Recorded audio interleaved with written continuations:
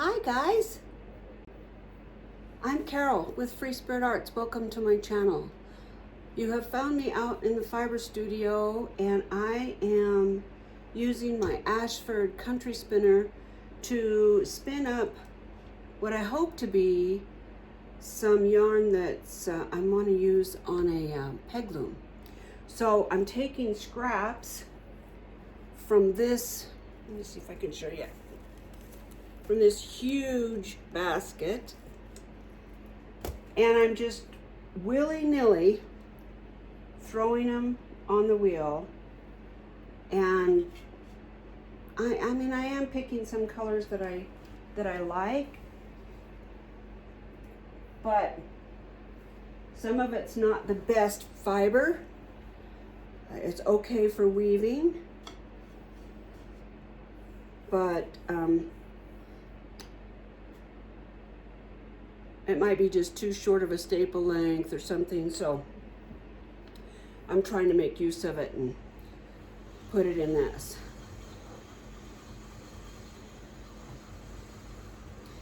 I love this country spinner. If you have ever thought about making art yarn, I consider this the Cadillac of art yarn spinning wheels. Now, blubs like that, I'm loving. But I want it attached, so let's get it attached.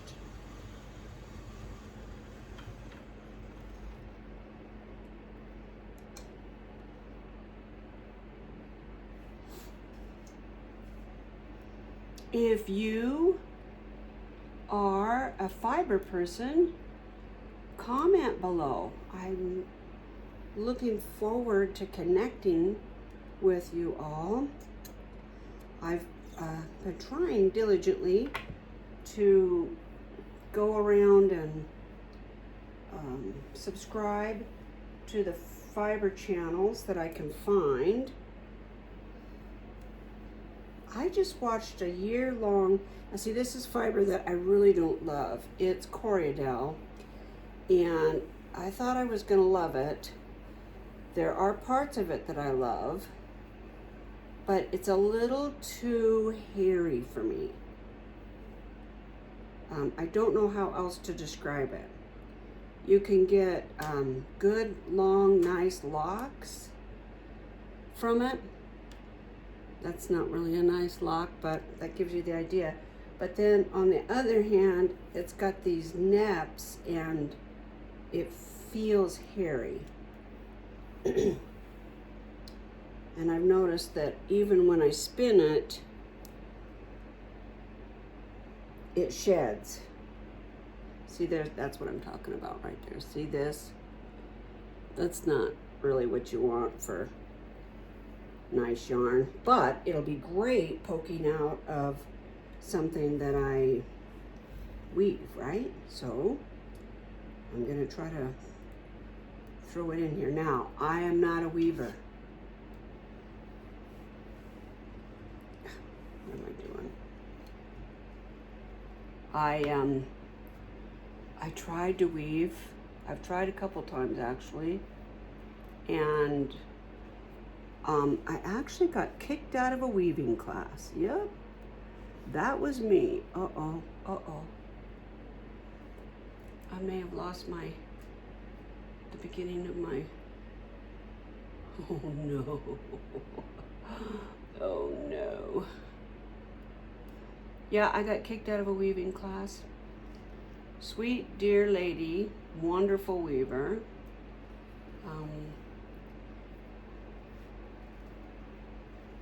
You know, I don't know if that's the beginning, but we're gonna say it is. Let me see what I've done here. Her name was Barbara Bradley, and unfortunately her and her husband both passed during COVID, and our guild was just in pain from losing her.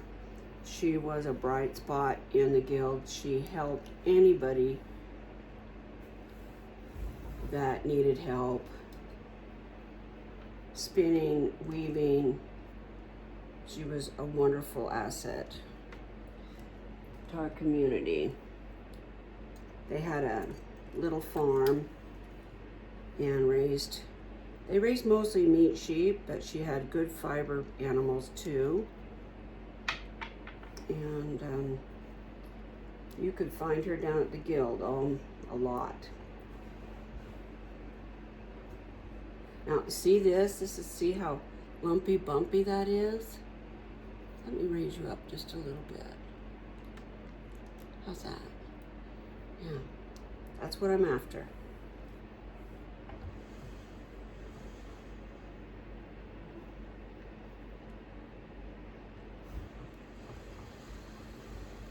And anyway, she was giving a weaving class.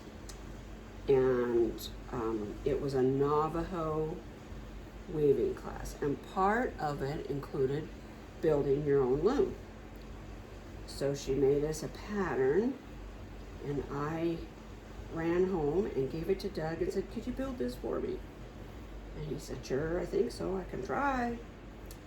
So he built me a beautiful Navajo loom. And I took it to class, and I was so excited to take the class. And Barbara started talking about, preparatory work, what you need to do prior to being able to put your warp on, and it involved measuring. And if you know me, you know I am averse to measuring at all, if I can help it. So I started to argue with her. I said, I don't want to measure mine. I'm just gonna run it up and down and up and down. She goes, no, you have to measure according to what you want to build. What do you want to make on your loom? I said, I don't know. And she said, well, what do you mean you don't know? And I said, I don't know, something flat and pretty. And she said, well, decide how big you want to make it. And I said, I don't want to do that. I want to just get on here and weave. She said, well, Carol, you can't do that. And I said, well, watch me. Yeah, that's what I want to do. So she continued to teach the class, and everybody was putting their warps on, and I did it her way for a little while, and then I started doing it my way. I said, Barb, the Navajo would just throw a ball of yarn over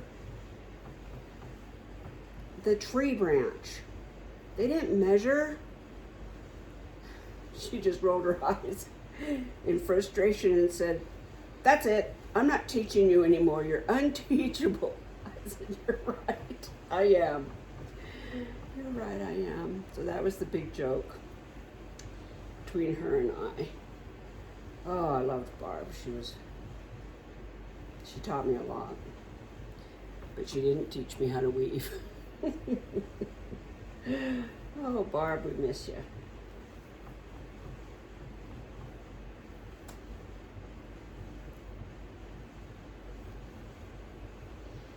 I'm deliberately just taking clumps, literally, of fiber and trying to get as much interest, life, as I possibly can in this yarn.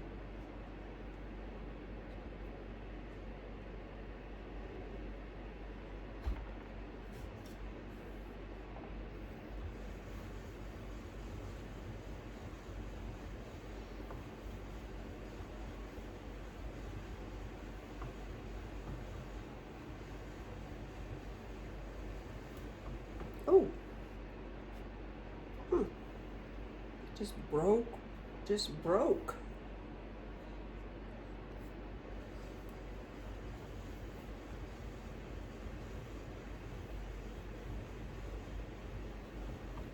That was strange. Let's see, let's put some other stuff in here. I've got this yarn that I had on this bobbin, and I took it off because it kept breaking. But I think it'll be perfect for this.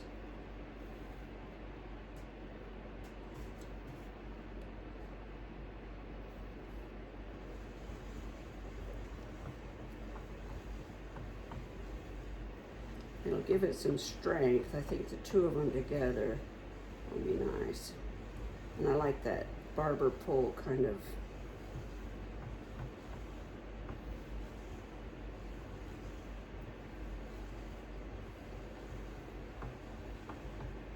The thicker the better. I'm using my new camera thing. I ordered, how did I say it? A mounting bracket, an iPhone mounting bracket for a tripod. And it pulled up exactly what I needed. I'm looking for another color. I want another color. Oh, there's some blue.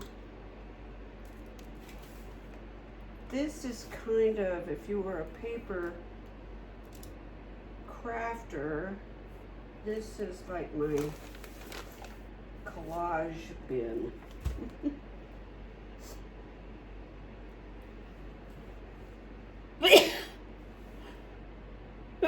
Excuse me. Woo.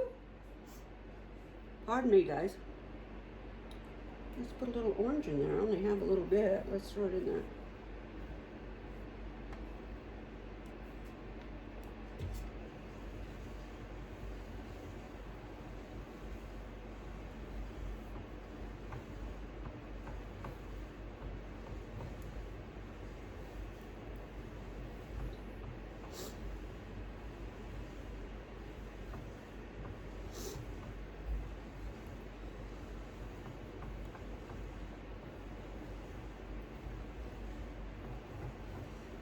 I recently found out that the Kiwi 3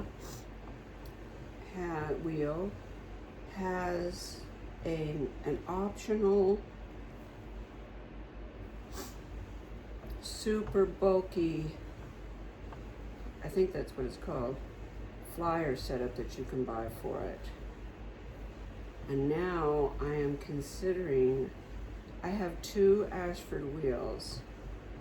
I have the one that I bought when I bought it used, and I bought it the day I learned to spin, so it has some sentimental value to me.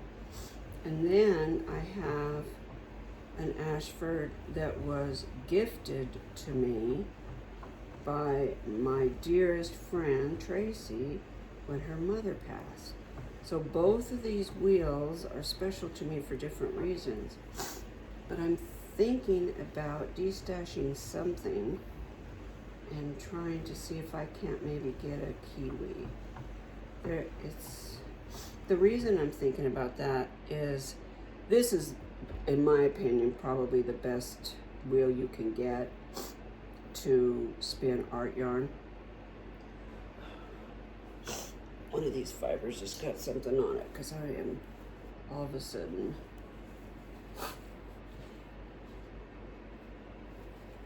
sniffly. Sorry, guys.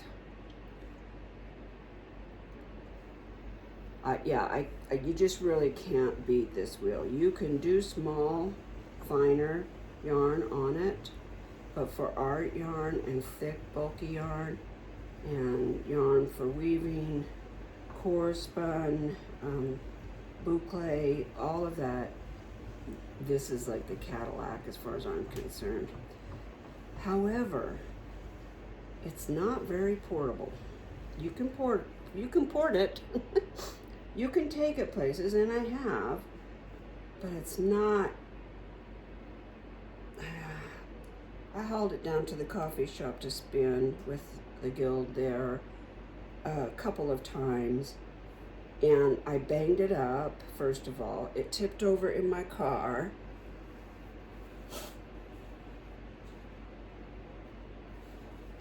And I'm not willing to ding it up and ruin it in order to see this fiber just, yeah, it's just not holding together. Uh-oh. So the Kiwi 3, I think that's what it is.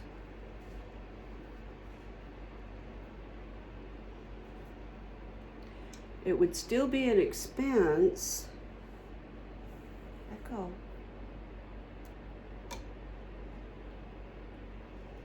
I think this piece right here is cutting my yarn. I think that's what's going on. I think it's catching on that. I may bypass that if it keeps it up. It would still be an expense to get a Kiwi, but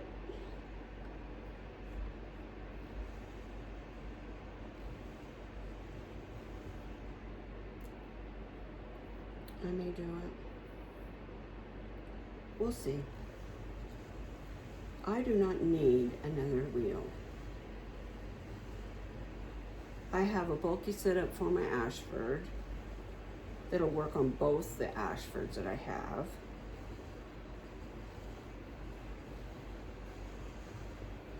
And I have this, and I have a Shack matchless that has jumbo bobbins.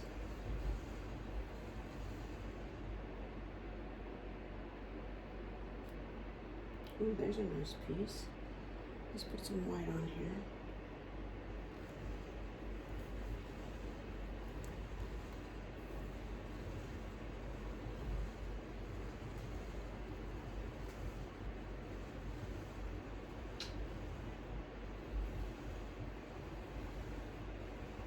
Now you have to imagine this woven into like a placemat or a rug or something. I'm thinking of like a coffee cozy or a few of them for my art studio. That's what I'm thinking. Because like I said, I'm really not a weaver. I've never, have I ever woven? I don't think I have ever woven anything. So I need to keep it real simple the first time.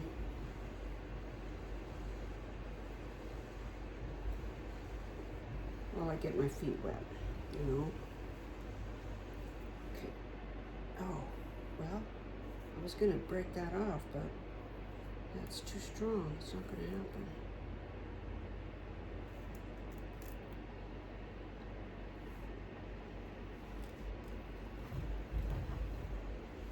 I told Doug this morning, I retired almost 6 years ago, 5.5 years. I got critically ill, and we had a very busy life. My husband was retired, but we owned a mental health clinic and a outpatient substance abuse clinic and a sober home for men. That I loved all of that, and we were up to our necks in it, busy. And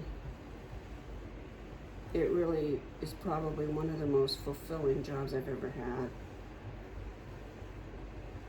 I mentored young social workers, supervised them. We were able to really get to a point where I felt like we were a part of a positive part of our community. And it was just a wonderful, my daughter and I actually started the business when she was in high school, and I probably could not have done it without her. Because I didn't start the business with a bunch of cash.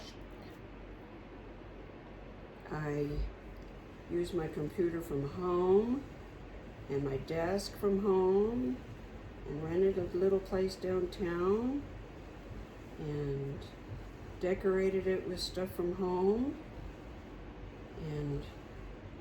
and we really did it on what they call a shoestring budget. And she was the front staff. It was just her and I. And she ran the front and I did the therapy. But she did all of the clerical stuff, helping us apply to be able to bill Medicare and Medicaid and Blue Cross and all of those, all that stuff. And that isn't anything that I'm into at all. And if I would have had to have done it myself, I don't know if I would have done it. It's a lot of work, a lot of paperwork, a lot of reading, their requirements and rules, and, making sure that you comply with everything. And I want to comply and do all that, but I probably would not have done that. I just wanted to help people. So anyway, I got sick years after we started the business, and many, many years after. We've been in business for quite a while. And I had been sick off and on, but it kind of peaked at one point, and we just knew that it's not going to get any better. And I mean, it will get some better, but it's always going to be something to deal with. So I just decided it's time. So we closed down the office and I sold it to a nice company there in town. They took care of my staff and hired them all on with a nice sign-on bonus.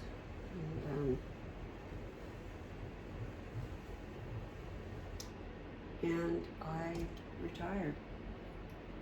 But between my health and moving and family issues that happened, the stress level didn't feel like it let up. Oh, I love that. That's going to be great. And I was talking to Doug this morning. I finally, after almost 6 years, feel like I can just enjoy the things that I enjoy. I finally feel like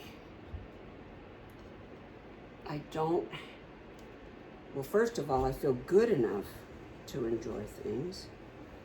I've got a good team of doctors, and I feel like I'm getting good care. And our schedule has finally lightened up. That is awesome. I highly recommend it for anybody who is newly retired. Hang in there because you'll figure it out.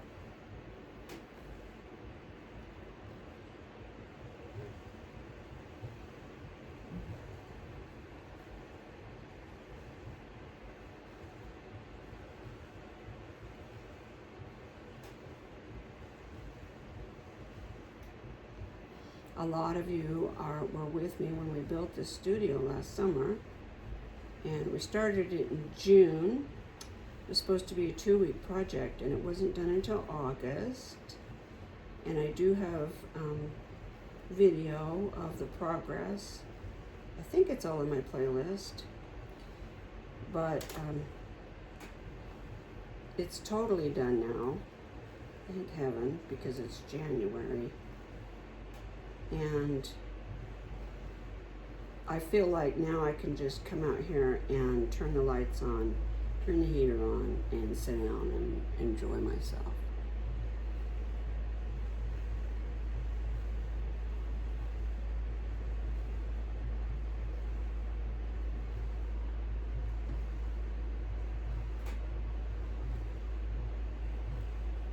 Doug just peeked in the window to check on me.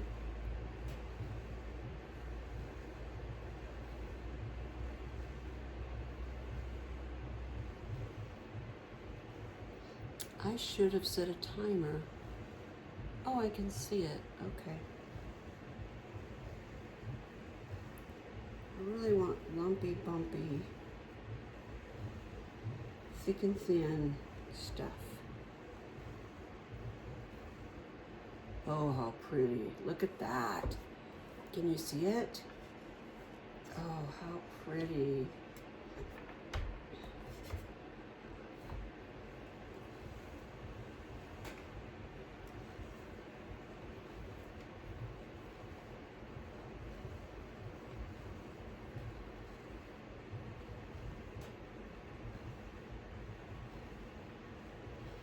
There's some really fun channels on YouTube of hand spinners. I watched two gals from Living Felt this morning while I was in my craft room in the house.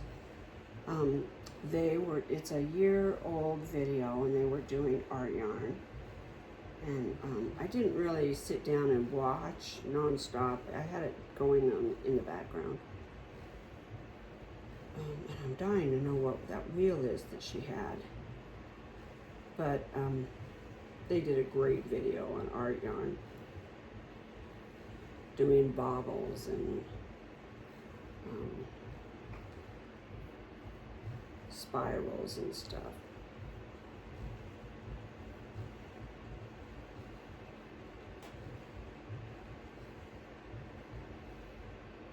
This fiber in my hand right now is actually Cotswold, but it's a different animal, and I had never spun Cotswold until this summer, and there was a gal that her husband was trying to take over the fiber, the fiber stuff that his wife had accumulated. She came down with dementia of some kind. And they had animals, fiber animals and fiber and equipment and the whole thing. And bless his soul, he was trying to liquidate some things. So he was selling Cotswold, and I bought a bunch of it. I have white and gray. And boy, I love it. It's a very different fiber. At least this is. I wouldn't know good or bad Cotswold if it slapped me. I wouldn't know. But the stuff that I have, the gray stuff, when you spin it up, it spins like a dream. And when you spin it up, it has a little bit of a halo to it, which is really nice. Let's put some black in here.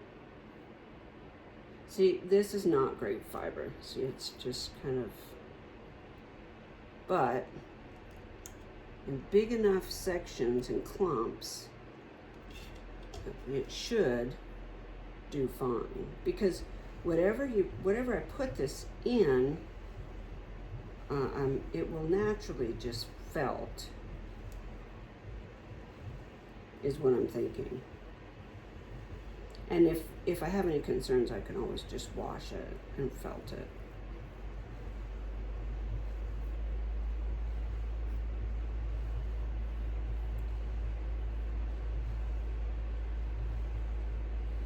I think this is Shetland.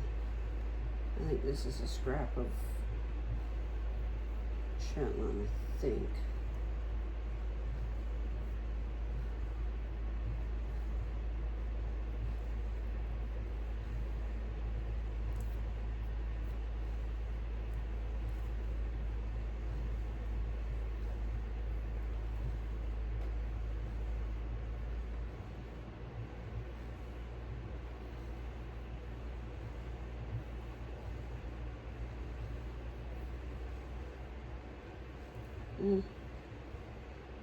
This is working out exactly like I wanted. Let's see, what else do I have in the way of color?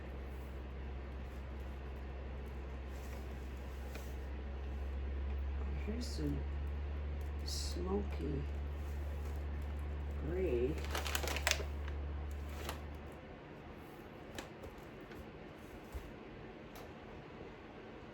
There's a little bit of maroon, but not much.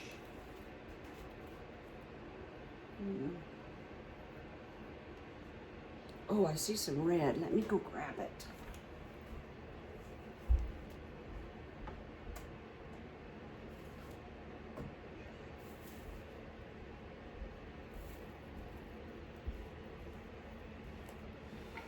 Here's another basket of scrap.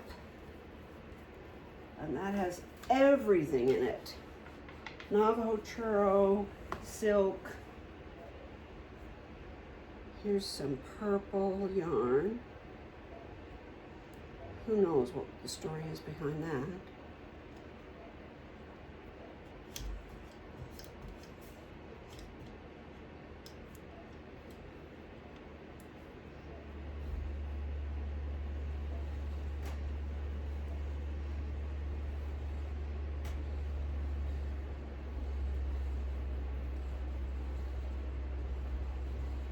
Can you guys hear that sound? Something going on outside, sounds like. We have not had any more new snow. And it's mid-January and we don't have snow on the ground. I mean, there's patches in the shade, you know, around our house. Like right outside the studio, there's some, but it's just a skiff. I didn't get that on well enough.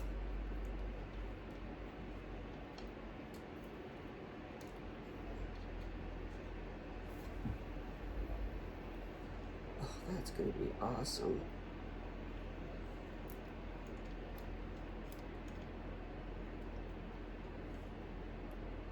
I can hear my dog going crazy.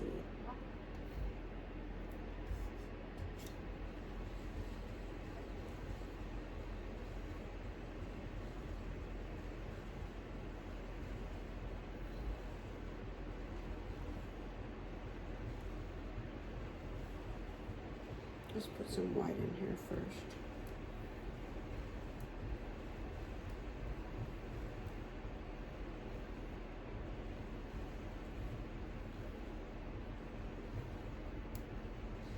Doing something like this reminds me of just a mindless, meditative paper collage. Just kind of one foot in front of the other sort of thing. Nothing to boggle your mind with. There's no measuring, there's no rules, there's no pattern.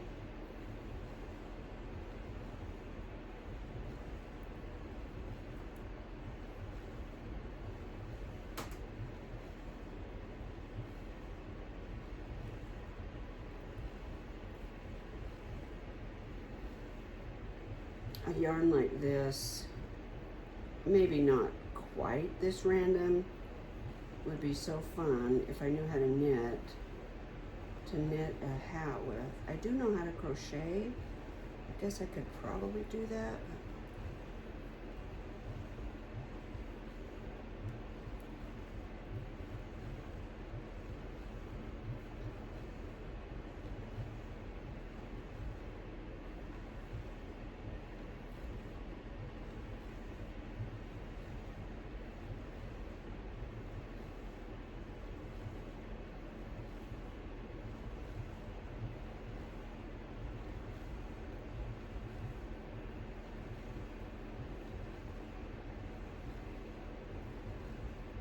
That's probably the single most thing I love about fiber art, is there's so many aspects of it, from animal husbandry to farming,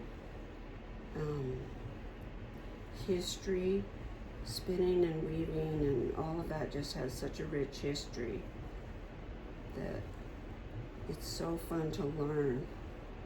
I particularly love learning how the natives prepared their fiber and what animals traveled with them and that kind of thing. And weaving, spinning. drop spindle, spinning wheels, weaving on branches and sticks. You can weave cattails, grass, make pine needle baskets. I've done that. Made a basket with a deer antler. That was fun. You can make baskets with the yarn that you spin. There's just no end, really. I mean, it's just, it only stops with your imagination, because not everything has been decided, you know? When you sit down with fiber artists, you always run into, oh, look what I decided to try to do. And it's something new. And that's what I love about this art. It's just, it's never ending. If you get bored spinning, you can felt, dye.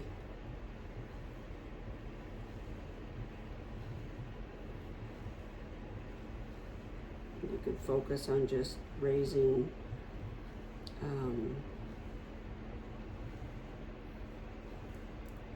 plants that you can dye with.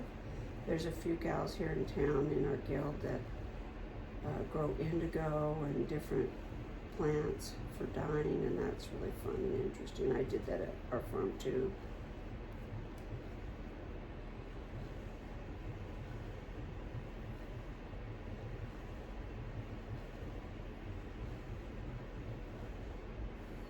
Okay, let's look and see what we got. Can you see that? Oh, it's just yummy. It's gonna be beautiful, and I think I will dig into this and add maybe a little bit of green. I don't know about red, but I could do some maroon and something that, something that I'm spinning has lanolin in it, because my hands now are softened with the lanolin. Well, I hope you've enjoyed spinning with me, and I hope that if you're not a subscriber, I hope you'll hit that subscribe button. I don't put out tons of videos. A few a week. Ooh, I'm covered. I'm gonna have to brush off outside. And if you're a spinner, weaver, fiber person, please post below. And I hope you've enjoyed watching spinning. If you are a spinner, what do you like to spin? What's your favorite? Well, until next time, guys, let's all take care of each other. Bye.